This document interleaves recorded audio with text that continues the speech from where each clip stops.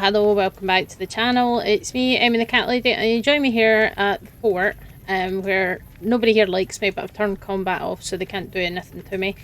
And we're going to talk about episode 3 of season 2, the Profligate. So, you can probably guess by the title of the episode that the Legion do play quite a big role in episode 3, and we know that that's where Lucy ended up, so there's quite a lot to talk about and a lot going on there. So Lucy is in deep trouble, as we can probably tell, and she's kind of getting an indication of the kind of things that the Legion do, like this.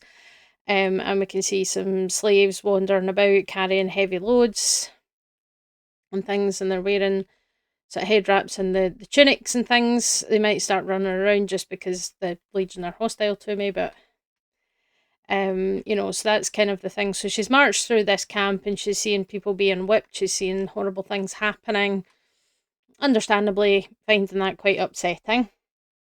And she's taken to a man that's wearing the legate's helmet, and then she's taken to Caesar. So she's really seeing the worst parts of the Legion, but they don't really have a lot of redeeming qualities, to be fair, so, kind of understandable in that sense. There's kids running about here. We can't really do anything to them. But we're just wondering about the camp, really. So, it's quite, Lucy is doing what Lucy does, and she's correcting their pronunciation of Caesar, because they pronounce it Kaiser, which is, she said, oh, that's German, but that's kind of where Germany got the word from. Was, the pronunciation in Latin with the hard C instead of the soft C. The soft C version is kind of the anglicised version of the name. Don't know, I think he's still in here. And then, they're like, oh, we're having a conversation with Prima Noctis about Prima Noctis. Now, Lucy understood that phrase. I had to look it up. I'd never heard of it before, but it's a myth that is supposedly something that happened in the medieval era in Europe, where a feudal lord could demand the right to the first night, prima noctis, which would be to sleep with a bride first and take her virginity before her husband, which is, lovely. But there's no real evidence that actually happened in real life, or very little evidence that it actually happened. It seems to have been made up, but it is a trope that comes up in some historical fiction and media, for example, Braveheart. But there's not really much proof that was ever really a thing. Lucy's obviously horrified by this and proclaims that she's not even a virgin. So the legate, who is apparently credited as the Lacerta legate, played by Macaulay Culkin, no less, and he explains that the Legion is divided. The original Caesar, this guy, has died, and he wrote down the name of his successor and put it in his pocket, and then he died, and there was obviously some infighting with people wanting to know who the successor was, and they split into these two groups, and neither side is allowing the other to take the note from Caesar's body to find out who he chose as his successor. So we've got a divided Legion. There's 2 Caesars and 2 legates now, and neither one of them is allowing the other side to see what the note says to decide who's supposed to be the next Kaiser. So they're sitting at a stalemate. Lucy offers to help with conflict resolution, and she ends up on a cross. So we know that they started crucifying people. Yeah, it was nothing. Just don't mind me, Caesar. Yeah. But I really enjoyed that line that she said, if you think everyone else is the bad guy, chances are you're the bad guy, because the legate was saying, we're at war with the NCR, we're at war with the Brotherhood, we're at war with the Great Khans. They're basically at war with everybody that's not them, and also the other half of the Legion. So, doesn't doesn't really bode well. Oh, shut up. Anyway, so we need to talk about this man here. We need to talk about Caesar, or Kaiser, whichever pronunciation you prefer to use, and about him being dead. So, firstly, bear in mind 15 years have passed since the events of Fallout New Vegas, which was in 2281. The TV show was in 2296. So, at this point right now in Fallout New Vegas, Caesar is 55. We have his confirmed birth date of being born in 2226. So by the time the TV show, if he was still alive, he would be 70. So he's not a young man. He's not a young man at this point, and especially by the standards in the wasteland, where um, growing old is rare and quite an accomplishment for a lot of people, with all the horrors and the death and the radiation and all the other assorted dangers dotted about the wasteland, that you are very lucky to see past 40, probably, for most for most people. So, bear in mind he's an older man, and he also has brain tumours. So if you do follow the Legion route and follow it in New Vegas, you'll learn this. You have to get quite a bit of trust with Caesar in order for him to actually admit that he knows there's something wrong, and then you can diagnose him and you can treat him for the brain tumour. But obviously, in the context of the TV show, we don't know if that happened, so we don't know how he died. We know he's dead. It could have been the brain tumour. It could have been that the courier tried to remove the brain tumour and killed him. It could be that he died in battle. It could have died from any number of reasons. And it's not a big surprise that he hasn't survived the next 15 years after everything that happened here. So, and we don't really know exactly how he died, but with his age and potential health complications and all the ongoing conflicts, it's not a surprise. He's a man, he's human, he's not immortal, even if the Legion believe that he is. And they kind of did. They had him deified. They believed that he was the son of Mars, the ancient Roman war god. But what is true is that he's the glue that kept the Legion together, and I'm not kidding about this. Several people will tell us that if Caesar died, so let's just do that and kill everybody else as well. Right. Yeah, Tumor Brute is, and you know what, Lucius, you can shut up as well, because you're very annoying. So if Caesar dies, the Legion falls apart, and several people have do tell us this in the course of the game. Mr. House, who is obviously, he's paying attention to literally everything that's happening in the Mojave. He knows the score with the Legion, he knows the score with the NCR. He's predicting what people are going to do. That's what he's good at. And he does say that within a year of Caesar's death, the Legion will be torn apart by infighting because Legate Linnaeus is a poor leader. Joshua Graham, who was once very close to Caesar, remarks that Caesar's death is good for the Mojave and that without him, the Legion will fall apart. Ulysses, who was a frumentari, who was also very high up in the Legion, says the same and says that Caesar is history's hypocrite, but he believes that Linnaeus also needs to go. And Legate Linnaeus would take over, so if you kill Caesar without making the Legion angry, which you can do by doing the operation yourself on his brain tumour and either not having enough medical skill or deliberately choosing to have the surgery fail so that he passes away, and then you can talk Lucius round and say, he was an older man, complications, not my fault, and he'll accept it, and then Legate Linnaeus is supposed to take over. But Linnaeus isn't a leader. He's not a man that wants to build a society. He's a warmonger and a general. If he runs out of enemies to fight, he has no purpose. He has no interest in building any kind of society, whereas Caesar does.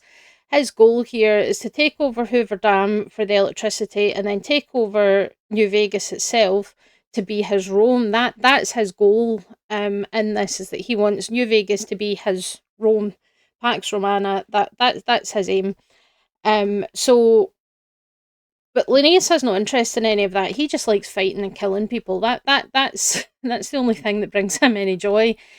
So if he takes over the Legion, and he eventually, even if they manage to get west to the point where they actually get into the NCR's home territory, he's going to run out of enemies to fight eventually, because the Pacific Ocean's there.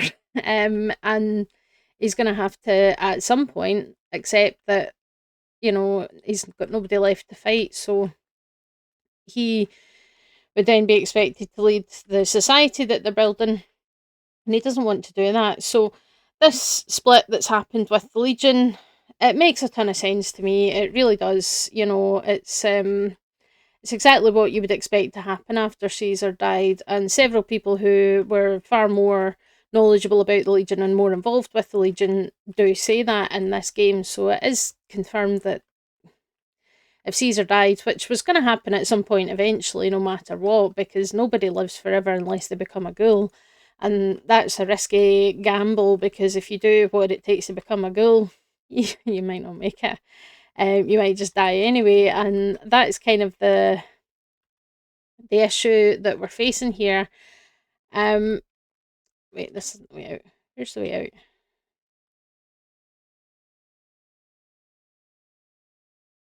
This is the way out. Oh, okay, never mind.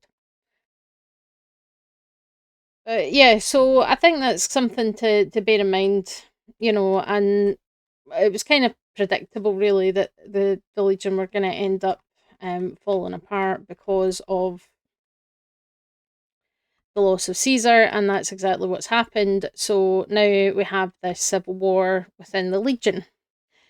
Um, so going back to the ghoul, who is still at that hospital, Affordable Al's hospital, and he is recovering from the nasty rad scorpion sting that he received. That, I have to say, made me a little squeamish. With what he did there is necessary, but still a wee tad uncomfortable. But what I wanted to talk about with the ghoul is the way he's speaking to the dog, CX404, who's kind of the new dog meat, I suppose. And the ghoul is actually really adorable, the way he's talking to this dog. It's really, really sweet. And I think the thing about it is that it humanises him. This man has been through hell and back.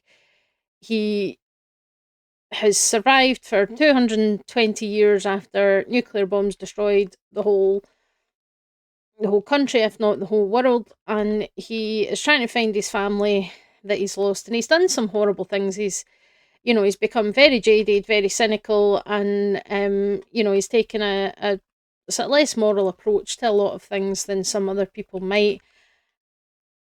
But with the dog, it's really, really sweet, because it's showing us that there is still a little bit of humanity in him. There's still a little bit of who he used to be before everything went to hell. He loves dogs. He's clearly a dog person. He had his own dog, Roosevelt, that he loved, and now he's being nice to this dog, even though he did stab the dog at one point. He's still being really nice to this dog and talking to her, and it's probably given him a bit of comfort as well. In the situation that he's in. But it is also proven that there is still potential for a good person in there with them. But he finds out where Lucy ended up and realises that he's got two legions to contend with, not just one. And he needs to find some help, because he's not going to be able to take on two separate legions on his own with one man and his dog. So he needs to go and recruit some help. So he goes to find the NCR. So I'm going to try and get far enough away from the Legion that I'm allowed to fast travel. And we'll go to his next location, which isn't too far away. Hopefully. Camp Golf. There we go, yeah. Yeah. So he comes here to Camp Golf. Now, Camp Golf was at one point Mr. House's place. It was a resort. It was a golf resort right on Lake Las Vegas, which is obviously connected to Lake Mead as well. And it was a, you know, resort golf course and lakeside kind of vacation location before the war, belonging to Mr. House. But the NCR set themselves up here. It's a good location for overlooking the fort, so you can actually see the fort in the distance. And it became centre for like communications and things. So Chief Hanlon is based here. And there's obviously a whole bunch of NCR, but when the ghoul gets here, but there's nobody left. All the people are gone. The tents are just left to rot. There's nobody here except that's not strictly true because he does find a friendly Scaretron. Victor's here. Why is Victor here? No idea. Does Victor know why he's here? No. He doesn't. Something's wrong with this robot friend. He is not sounding too great. His voice is a bit stuttery. He says his memory is jumbled, and he's a bit confused. Which does kind of suggest that Mr. House's network is having problems. The system that controls all the Securitrons and things seems to be having some problems. It's interesting that the ghoul knows Victor, and it does seem to be implied that he knows Victor from before the war, so when he was still human. And we know that he is going to go and visit Mr. House at the Lucky 30 at some point. The trailers have kind of confirmed that. So does he know Victor from then? Has he encountered Victor since then at some point? Because he's obviously been in the Mojave at some point. So it'll be interesting to see just how that pans out. But Victor implies that Mr. House is dead. The girl doesn't believe it. Hank McLean doesn't really seem to believe it either. So that's still got a big question mark over it. But Victor mentions some rangers up in the hills. The girl goes there and finds 2 people, which are possibly the last 2 NCR rangers left at this point. They've lost communications. They have, apparently there's other soldiers that were sent east that they want to help, but the girl's not really interested in helping them. But they offer him some of the vials and but he then obviously gets an idea, and he goes back to the Legion, and he walks into the camp, to discuss an exchange for Lucy. He will give them the location of what's left of the NCR so that they can wipe them out, and they kind of agree to this. And when we see Lucy at this point, it's probably been a couple of days, and she's not doing too well. She'd be getting dehydrated fast when she's on the cross there, because we're in the middle of a desert, so it's going to be quite hot potentially during the day, and if she's not getting any water, it's not going to take long. She's not going to have any shade on her because she's up on the telephone pole. She's not doing too well. So it kind of feels like she thinks she's hallucinating the ghoul walking through the camp, but it turns out that he actually is there.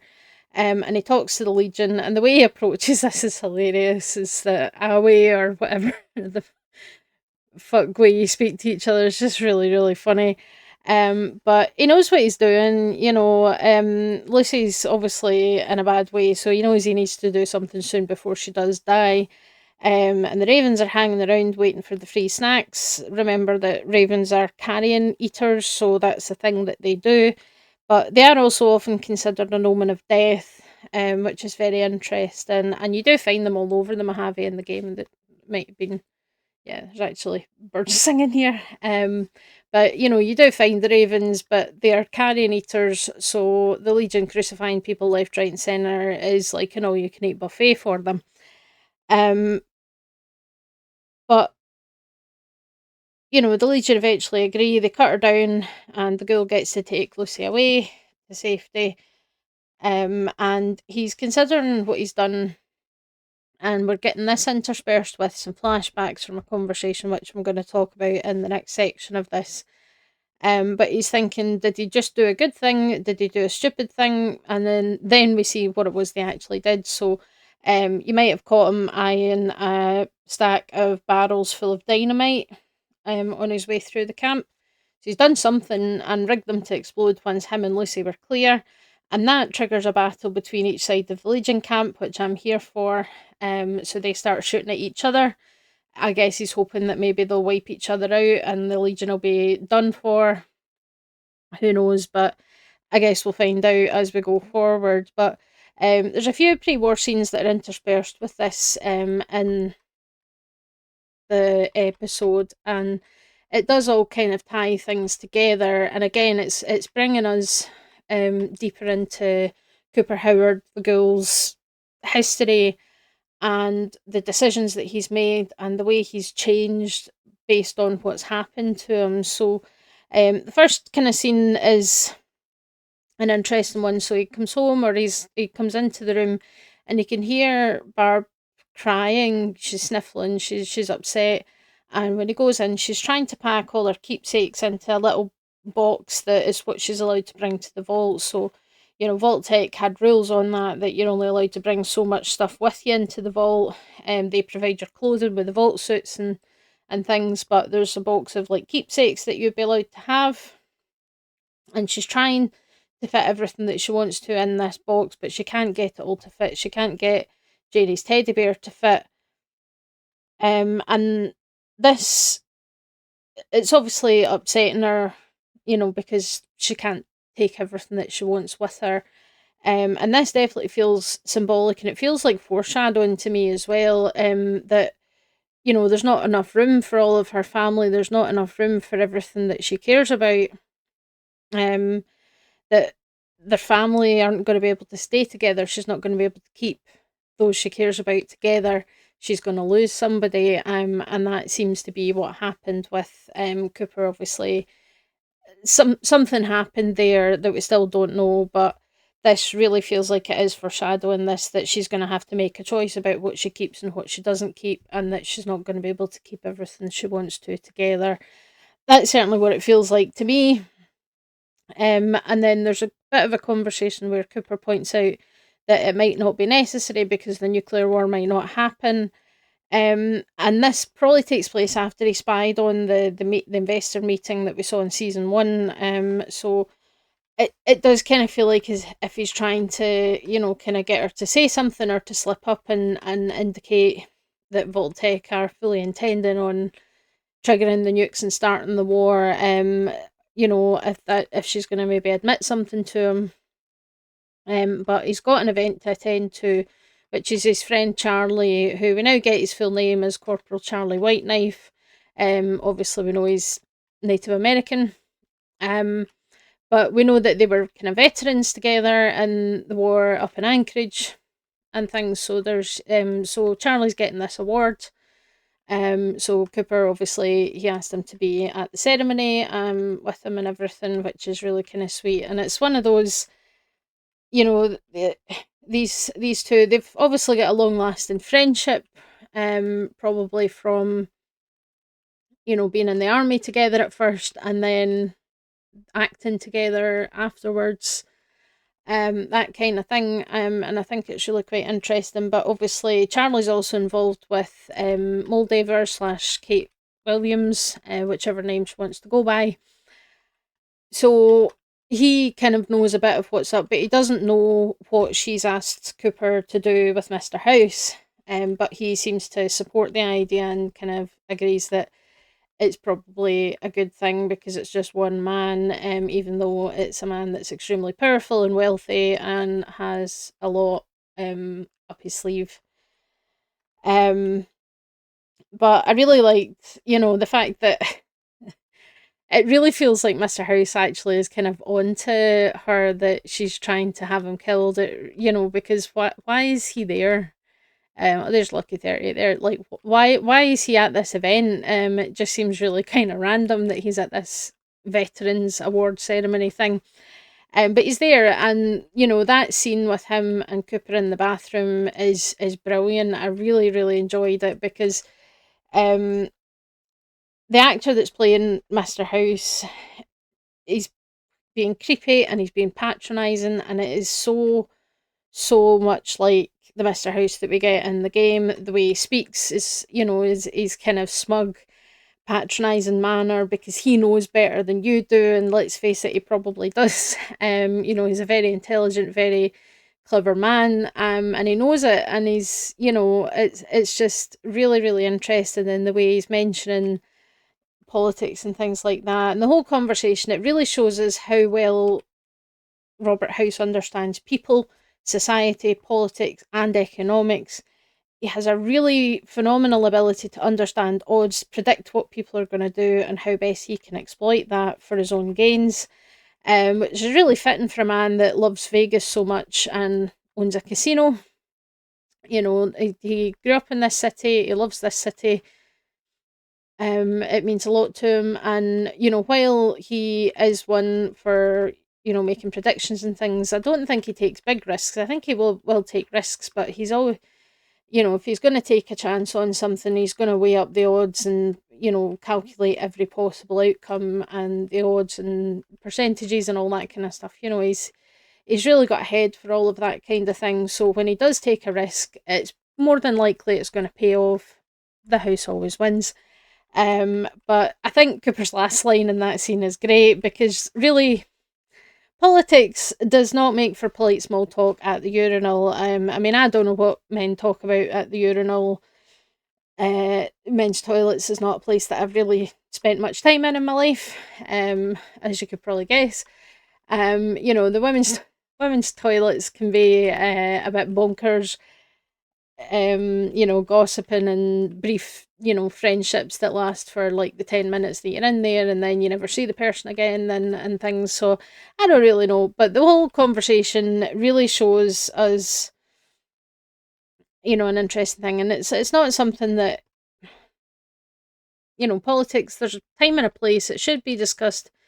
It's something that does affect everybody to some degree, so you do need to have some involvement in politics and things, but there's a time and a place for that kind of conversation, and especially when you start throwing words like pinko around, because that, if you don't know, means it's kind of a euphemism for being a communist, or like diet communist, if you will. So it's, you know, basically people that are thinking along those kind of ideals, and that's obviously a big thing to accuse somebody of in this pre-war world where the US is up against communist China, so there's a lot of anti-communist sentiment around.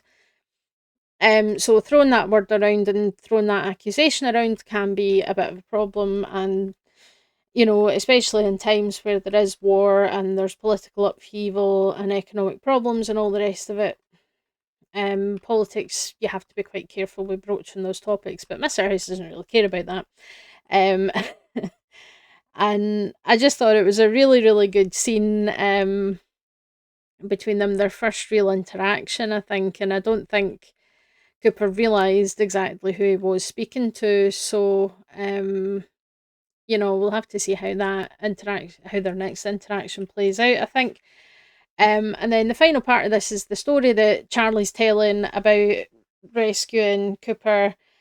It's really quite heartwarming. It's quite common for, I think, military folk that they form these kind of strong friendships when they're serving together, especially, if they're in active service and they're facing really dangerous situations, saving each other's lives, things like that, that you get these kind of, I don't want to say trauma bonds, but I guess it kind of is, these people that have gone through hell together and that brings them closer and then it results in a lifelong friendship. I think that's something that's very common. But again, the story where the fact that, you know, he talks about what Cooper said and he says, "Oh, how'd I look?" And that was, everybody laughed, but that wasn't what he said. He said, "How's everyone else?" And again, it's really showing us the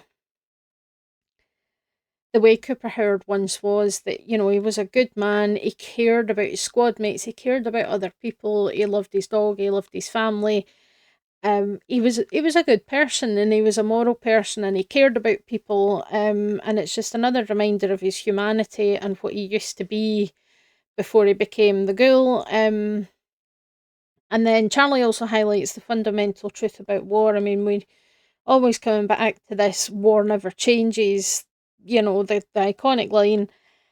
And Charlie tells us the truth about that, about how he got that award for saving somebody and not the three people that he killed in order to do so, and that they were told that they were doing the right thing.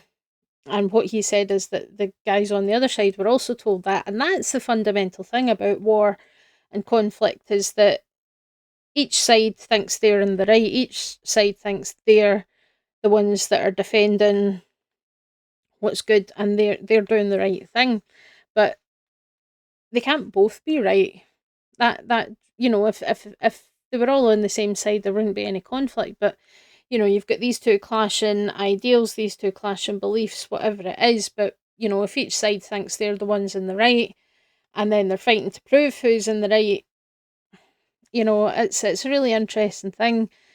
And both sides can't be completely right in most cases, but it's So again, it's really kind of highlighting the theme of the whole series and the wasteland of what's happening, as well as showing us Cooper Howard slash the Ghoul's human side, and some of the things that he's been through and how that has changed him. But there is still that hint of his previous self there, just the way he was speaking to that dog and everything. It's really, really sweet. So next up, I'm gonna head over to, remember where it is. Where is it? That one. Yeah. Um. There we go. So we're gonna talk about Thaddeus. So I'm here at the Sunset Sarsaparilla factory because I think that's where he is, or certainly it's either a bottling plant or it's this place itself. That's all the robots exploding, I think. So yeah, let's talk briefly about Thaddeus. So Thaddeus, we know, was started the process of becoming a ghoul. Um, in the previous season, and he's got an enterprising little business going on. Um, which is really, it's quite funny, but it's also kind of not funny later on. But he has basically collected an army of children, presumably orphans, who knows, and they are basically making him money by collecting bottle caps. So this is probably pretty much where it is. It might look different. So they're basically taking all the bottles of drink and taking the caps off them to make money. So quite an enterprising idea, and we can see that he's beginning to change into a ghoul. We can see they've obviously got prosthetics on him. Things are changing. But what on earth, what on earth is he doing? As far as I can tell, that's what he's doing. Is he's got all these kids taking the caps off Sunset Sarsaparilla and collecting them, which is making money. In quite a literal sense, but why are they working 22-hour shifts? I mean, who needs labour laws and child labour laws in the post apocalypse, I suppose? And it is played for laughs here. Um, but, we'll come back to this in a second because it gets a lot less funny. Okay, let's get into Maximus and Brotherhood, because there's a lot happening here as well, and it's kind of interesting. So the room that they're in at Area 51 is full of all kinds of artifacts. Some of the furniture behind their meeting table looks like it came from Buckingham Palace. And I definitely spotted Van Gogh painting in the background as well. And I did forget to mention actually last time, there was a copy of the US Constitution in the where they had the frozen alien and the spaceship and all the other stuff. So there was definitely there was a copy of the US Constitution in there, which is interesting. But we're still debating about what to do about the Commonwealth, and the Yosemite Elder is out. She doesn't want to get into a war with the Commonwealth. She doesn't care about any of the religious stuff, and I think that's an interesting thing to note, is that we are talking about religious stuff. We're talking about that because the Brotherhood of Steel is a cult. There's no two ways about it. I have made a video on that subject, but they definitely are. And I think the history lesson that Quintus gives us is kind of interesting here because he talks about Roger Maxon, who was the original founder of the Brotherhood of Steel, and he rebelled against the government. So what happened was he was based at Mariposa Military Base in the West, in the California area. And he discovered, this was about maybe a couple of weeks before the bombs fell, he discovered that what they were doing there was doing these horrific experiments on people using the FEV. And he was very upset about this situation, and he basically defied the government orders and ended up executing all the scientists and things because of what they were doing. And maybe somebody would have done something about his rebellion if it wasn't for the fact that the nukes happened, a few days later. But Quintus talks about him choosing his god, but you can actually read Roger Maxon's diaries about the run up to when the bombs fell, and then they travelled to Lost Hills and founded the Brotherhood of Steel. You can read his diaries in Fallout 1 in the first game. You can find it at Mariposa, and you can download it from a terminal there.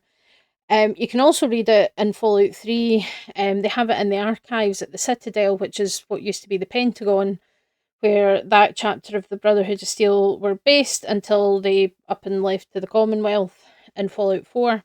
But the archives are there in Fallout 3 as well, and it's almost word for word, I think, but the diaries of Roger Maxon are available in both these games, so you can read them.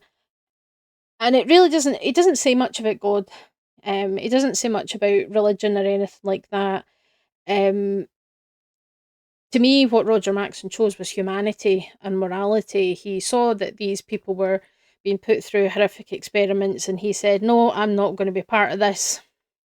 And he did something about it.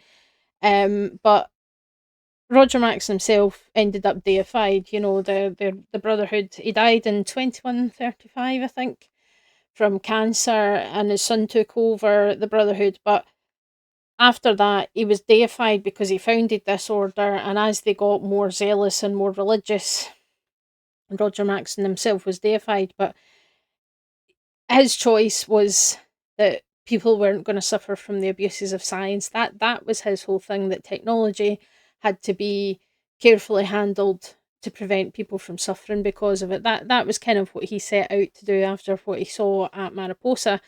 So, Quintus's version of events just doesn't quite fit in with the lore that we have about Roger Maxon, and I think either he knows that or he fully believes in his version and is, just a bit of a nutcase, and I'm not quite sure which one it is. Um, but it's an interesting one. But Maximus is kind of like, yeah, I should just kill Xander Harkness, the paladin that came from the Commonwealth as an envoy.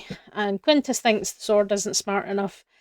He's not having it because he knows that if something happens to Harkness, the Commonwealth aren't going to be happy and there's going to be problems. But I think when Maximus is trying to argue his case, he says, if our cause is righteous, and then he gets cut off. And I think that's a very interesting line to highlight, because is their cause righteous? Everyone that gets involved in any kind of conflict believes that their cause is righteous, that they're in the right and their enemies are wrong.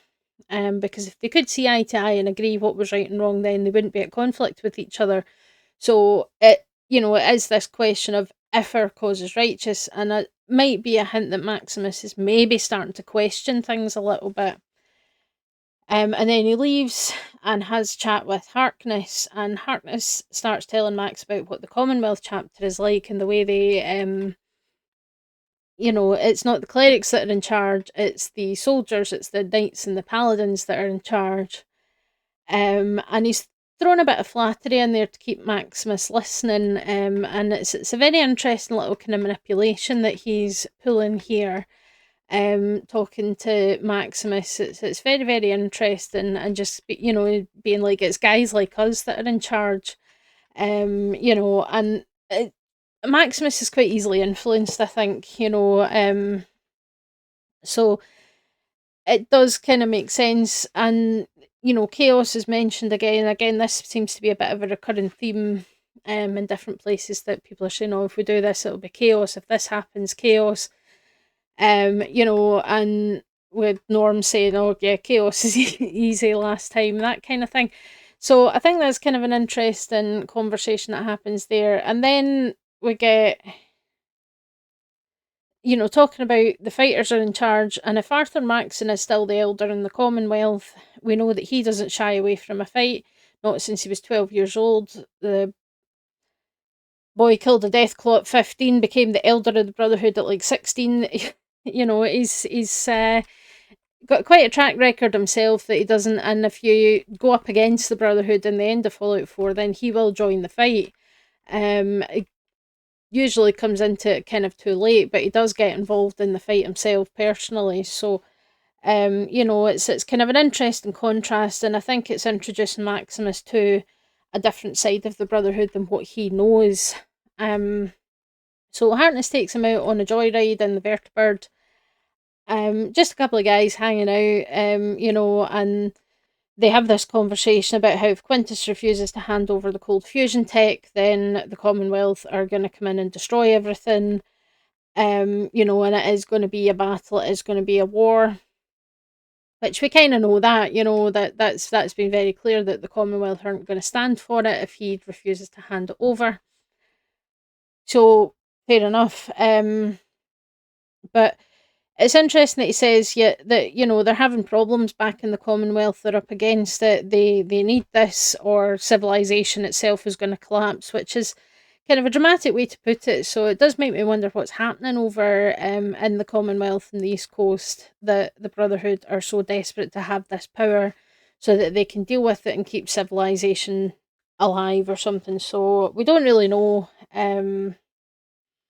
Yeah, but I wonder if we will find out going forward. But they find something where robots have been powered on, and they come into this building, and it's almost certainly this building or something similar. There might be another one somewhere else, but and they fight off a Securitron, which is damaged, and it's cycling through a few different kind of personalities before it attacks. But this is, we're going to keep the wasteland safe. This is what we get to do, and very excited. They're getting along well. They're going to go in and they're going to fight this robot and mix it up. And that's great. They fight the Securitron. Harkness pulls out a super sledge and really seems to relish the fight, which, a lot of these kind of the knights and things and the Brotherhood seem to be like that. They do enjoy mixing it up and things. And I think a lot of them think they're invincible when they're in their power armor. That seems to be a big thing, that they were wearing power armor so nothing can touch them, which isn't always the case, but it obviously gives them that sense of power and that sense of extra strength and things like that. It's all very kind of macho and toxic masculinity, really. Um, but and they're getting into this fight, and they destroy the robot, and Harkness lets Maximus take the super sledge to try it out. And then they come into the room, which is set up pretty much like this room, and this is awful. Like, it's really, really horrible thing to watch. I was really quite uncomfortable with Harkness. It was the way he was speaking, because they've discovered that this is the factory where Thaddeus is with all the kids. Some of the kids were ghouls, some of the kids were not. And he says, "Oh, look at the baby abomination," and I'm sorry, but it's just so creepy and disgusting, and ugh, I didn't like it at all. And his empty assurances, "We're not gonna hurt you," because like, you already know what's gonna happen just from the way he's behaving. You can tell what his intentions are here. It really gives me the ick. And Maximus too is kind of like, "Oh, hang on a minute, I don't like this," and he's seeing what is going to happen. He knows the Brotherhood, he knows what's going to happen here, and then Harkness is telling the kids to separate the smooth skins from the ghouls, and the kids with smooth skins have to close their eyes. And it's given Thanos before he started collecting the Infinity Stones, that the way to get rid of half of the population is to literally just split the population in half and then gun down one half of them. It really feels like that. It's really, really horrible thing. And Maximus is not on board with it. He's just like, "No, they're just children. This is wrong. I'm not happy with this." And he tries to talk him round, and then obviously he sees Thaddeus and he's just like, "No, this isn't right. We shouldn't be doing this." And he's maybe seen that the other side of the Brotherhood maybe isn't as cool as he thought, and that there's maybe more issues here than what he realised. And then he makes a very interesting decision, and he's grown a bit of a spine, which is good to see for Maximus, that he's kind of like, no, he's making a choice based on his own morals for once. And that move with the super sledge is chef's kiss, is so brutal, but I really liked it. It did come out of nowhere. I knew Maximus was going to intervene in some capacity, but I didn't quite expect that. It was great. Um, but I don't know that I'll get the super sledge back because it's pretty wedged in there. And also don't know if we're going to be able to see if there's a synth component in there either because I don't think there's much of his head left. But it's a good move on Maximus's part. He saved these kids because even the kids that weren't going to be shot, they're still dealing with the trauma of seeing their friends gunned down, which is not great for anybody, but especially not impressionable children, in my opinion. However, they obviously he opens up his visor and they have this awkward chat like, "Hey man, how you doing?" Um, and Maximus is just like, "Yeah, I think I just started a war." And oh yeah, that's interesting. It's really funny. But it's going to be interesting to see what comes next because you can pretty much tell there's going to be consequences to this. The fact that Harkness is now dead, and Maximus did it, and who else would have done it? So I don't know how he's going to play this. I don't know how it's going to play out, but there's going to be consequences. That much I do know. So that's interesting. And then the song to move us into the end credits, "Hot Dog," because that was Harkness's catchphrase, which was kind of yeah quite funny.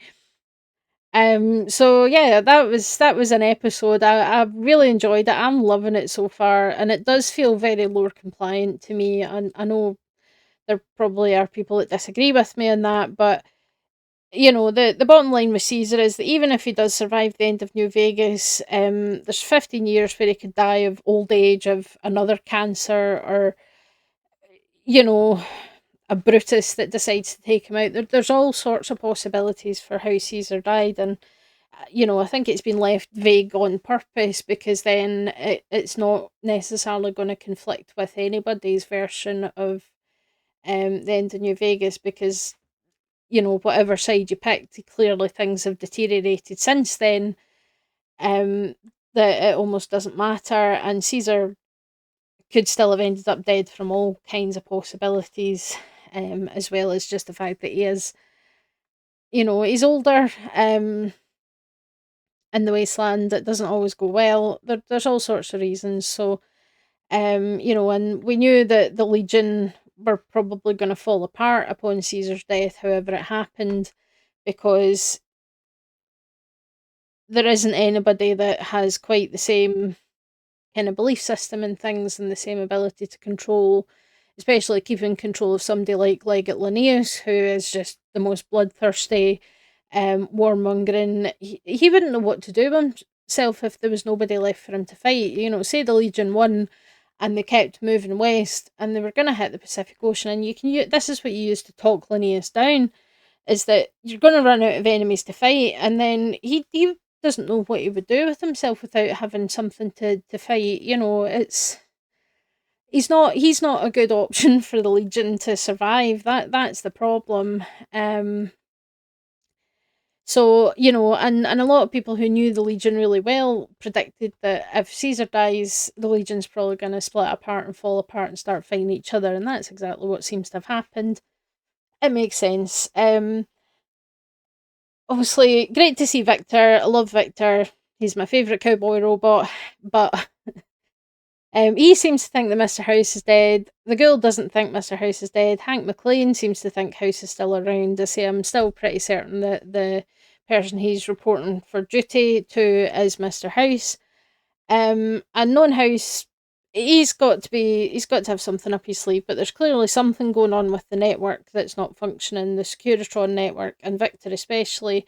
But it's not the first time that his memory has been messed with. And Victor is one of these Securitrons. He can jump into different bodies, so he could appear potentially wherever Mr. House wants him to be, and Victor himself might not know that's why he's there. He might not know um what's going on, but Victor only really knows what Mr. House wants him to know, and that's kind of always been the case. So I do wonder, it could even be that there was just an old Securitron at Camp Golf, and Mr. House realised, somehow knew that the ghoul was in the area, knew that he was Cooper Howard, and was like, I need to get a message to him, and sent Victor into that Securitron to talk to him and to hint about um the Rangers in the Hills that he could go to. So it could be that, like the girl said, there's always somebody behind the wheel, and that somebody probably is Mr. House, or something that Mr. House has left behind. So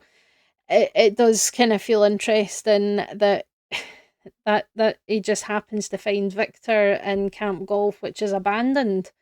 There's nobody left there. The NCR are long gone from that area, and Victor just happens to be there. It's kind of sus, I have to say. So really looking forward to the next episode to see what happens. So hopefully you've enjoyed this breakdown.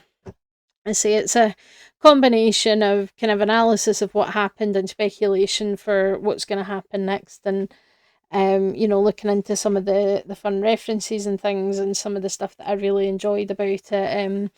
I think in terms of music, use is always top notch. Set design and everything is great. I say I love just spotting all the things in the background at Area 51. They're obviously just planted there as Easter eggs, which I think is great.